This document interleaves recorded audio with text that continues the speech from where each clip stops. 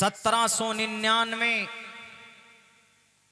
अंग्रेज चारों तरफ कब्जा कर चुका था। उसने देखा सिर्फ टीपू सुल्तान रह गया। एग्रीकल्चर लोन आज जो दिया जाता है टीपू सुल्तान, आज तो लोन की शक्ल हो गई। उस वक्त वो मदद देते थे खेती के लिए, काश्तकारों को, किसानों को। आज तो मार दिया जाता है, मर जाते हैं किसान, परेशानी में आकर खुदकुशी कर लेते हैं। लेकिन टीपू सुल्तान घर घर जाकर ताउन पेश करता था। टीपू सुल्तान जब तक रहे, जनरल हॉर्स की हिम्मत नहीं हुई थी हुकूमत करने की।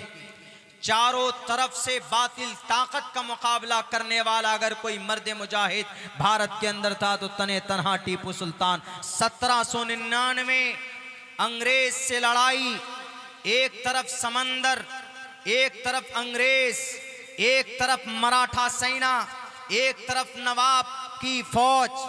वो नवाब भी जिन्होंने अपना जमीर बेचकर अपने अंग्रेज के सामने चापलूसी करते थे, उन्होंने भी कहा कि हम टीपू सुल्तान को मना लेंगे, नहीं मानेगा, हम भी मुकाबला करेंगे। ये अंग्रेज हमारे खुदा, आप जो कहेंगे हम वो करने के लिए तैयार।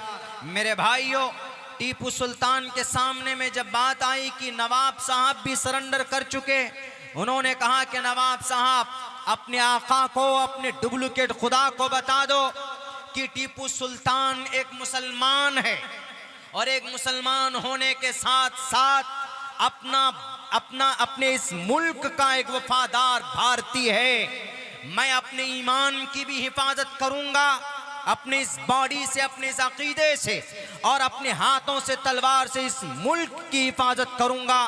पूरी दुनिया मिलकर भी अगर मुझे अपने मौक़िफ़ से हटाना चाहे तो नहीं हटा सकती। जाओ अपने खुदा को कह देना। जनरल हॉर्स को यह बात कही गई। उसने सोचा कि हम टीपू सुल्तान का वसाइल से, वसीलों से, किसी भी हथियार से मुकाबला नहीं कर सकते, इसलिए कि मर्द मुजाहिद, अल्लाह का बंदा, सच्चा भारतीय और एक सच्चा मुसलमान मैदान कारजार में खड़ा था। तो अंग्रेज ने खरीदा किसको? उसके एक चापलूस, उसके एक वजीर को, उसके एक वजीर आला को, जिनका नाम मीर जाफर था। सौदा किया, अंग्रेज के हाथों अपने ईमान को बेच दिया।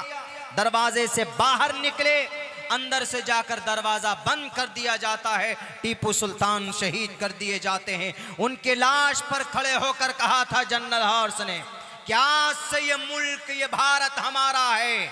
आज से हमने इस देश के शेर को कत्ल कर दिया। वो टीपू सुल्तान शहीद हो गए, अपने खून को पानी की तरह बहाया इस देश की आजादी के लिए। मामला ठंडा हो गया।